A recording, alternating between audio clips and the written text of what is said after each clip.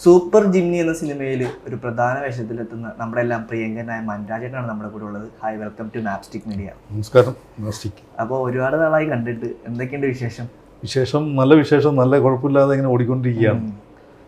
Last നമ്മൾ interview എടുത്തത് കെങ്കേമം. അത് കഴിഞ്ഞിട്ട് സിനിമ കെങ്കേമം കഴിഞ്ഞിട്ട് അത് കഴിഞ്ഞ് ചെയ്ത പടമായത്. അത് കഴിഞ്ഞിട്ട് തിയേറ്റർ റിലീസാണോ ഈ സിനിമ? അതെ അതെ.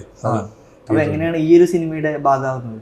ഇത് അനൂപ് പുരുഷോത്തം എന്ന ഡയറക്ടറുടെ പേരാണ്. ഡയറക്ടർ ഇങ്ങനെ വിളിച്ചിട്ട് ഇങ്ങനെ സബ്ജക്റ്റ് പറഞ്ഞപ്പോൾ അത് ഇഷ്ടപ്പെട്ടു. നമ്മുടെ തൊഴിലല്ലേ. ഇന്നലെ അതിന്റെ ട്രെയിലർ റിലീസായിട്ടുണ്ടായിരുന്നു. ഇന്നലെ റിലീസായി. അപ്പൊ ഇതിലൊരു ക്യാരക്ടർ എങ്ങനെയാണ്? ഇത് ഇച്ചിരി റഫായിട്ടുള്ള ക്യാരക്ടറാണ്. അത് അങ്ങനെ ചെയ്യാത്തൊരു ടൈപ്പാണോ? അത് ചെയ്തിട്ടില്ല. അങ്ങനത്തെ ഒരു വ്യത്യസ്തമായ സോമൻ എന്ന് പറഞ്ഞൊരു കഥാപാത്രം. ഇയാള് ഈ നാട്ടുകാരോടും വീട്ടുകാരോടും ഒന്നും പ്രതിബദ്ധതയില്ലാതെ എന്ത് ചെയ്യാൻ വേണ്ടി നടക്കുന്ന ഒരു കഥാപാത്രം. നല്ല ഇഷ്ടപ്പെട്ട് തന്നെ ചെയ്ത കഥാപാത്രം. ട്രെയിലർ കണ്ടപ്പോൾ എനിക്ക് തോന്നിയത് ഡ്രഗിനെ ബേസ് ചെയ്തിട്ട് എന്തോ ഡ്രഗ് ഉണ്ട് അതിന്റെ പുറകിൽ. അതുകൊണ്ട് അതെ, ഒരു സോഷ്യൽ മെസ്സേജ് കൊടുക്കുന്ന രീതിയിലുള്ള ഒരു സിനിമയാണോ? ഉണ്ട്, സോഷ്യൽ മെസ്സേജ് നന്നായിട്ടുണ്ട്. കുട്ടികൾക്കൊക്കെ ഇഷ്ടപ്പെടുന്ന ഒരു സബ്ജക്റ്റ് ഉണ്ട്. അപ്പോൾ അത് മീനാക്ഷിയാണ് മെയിനായിട്ട്. അതെ അതെ അതെ അതെ, മീനാക്ഷി ഉണ്ട്.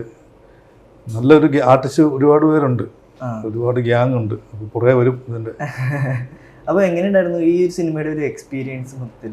ഇത് നമ്മൾ വ്യത്യസ്തമായ ലൊക്കേഷനാണ്. മലയാലപ്പുഴ. പ്രൊഡ്യൂസർ രാജേഷ് മലയാലപ്പുഴയാണ് പുള്ളി. ആ മലയാലപ്പുഴ ലൊക്കേഷന് മലയാലപ്പുഴ പത്തനംതിട്ട ഡിസ്ട്രിക്ട്. അങ്ങനെ വ്യത്യസ്തമായ ലൊക്കേഷനിൽ വെച്ചിട്ട് ചെയ്തുകൊണ്ട് നമുക്കൊരു രസകരമായിട്ട് തോന്നി. പിന്നെ ഇപ്പോൾ പറഞ്ഞാൽ സോഷ്യൽ കമ്മിറ്റ്മെൻറ്റ്സ് നമുക്ക് എല്ലാവർക്കും ഉണ്ടല്ലോ.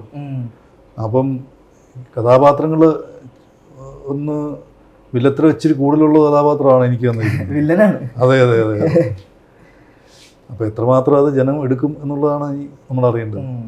ഇപ്പോൾ ഈ ഡ്രഗിൻ്റെ കാര്യം പറഞ്ഞപ്പോഴാണ്, കഴിഞ്ഞ ദിവസം കോഴിക്കോടാണ് ഡ്രഗ് അഡിക്റ്റ് ആയിട്ട് സ്വന്തം അമ്മേനെ ഒരു ആള്, സ്വന്തം മോൻ തന്നെ വെട്ടിക്കുന്നത്. അതെ അതെ അതെ അതെ.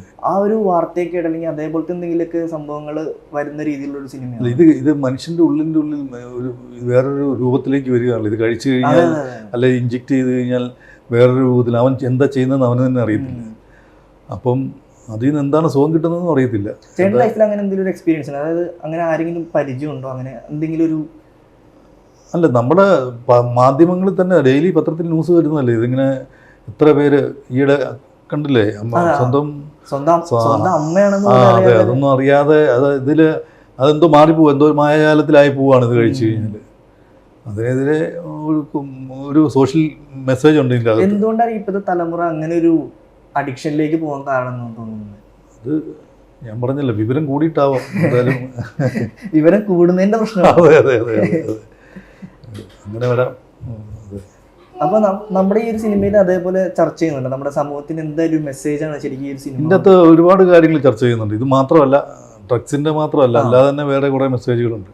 അത് കഥയിലേക്ക് നമ്മളങ്ങനെ കടന്ന് ചിന്തിച്ചു കഴിഞ്ഞാൽ എല്ലാം പറഞ്ഞു പോകും. ഇതിൽ പ്രധാന വേഷത്തിൽ ഇതൊന്ന് മീനാക്ഷി അല്ലേ? മീനാക്ഷി ഉണ്ട്. എല്ലാവരും തന്നെ പ്രധാന വേഷമാണ്. നായിക പ്രാധാന്യ ഒരു സിനിമയാണോ? നായിക ഇല്ലില്ല, അങ്ങനെയില്ല. കുട്ടികൾക്ക് കൂടുതൽ പ്രാധാന്യം കൊടുത്തിട്ടുണ്ട്. കുട്ടികളുടെ ഒരു സിനിമയാണ്. കുട്ടികളുടെ സിനിമയല്ല, സത്യം പറഞ്ഞാൽ കുട്ടികളുടെ സിനിമയല്ല ഇത്.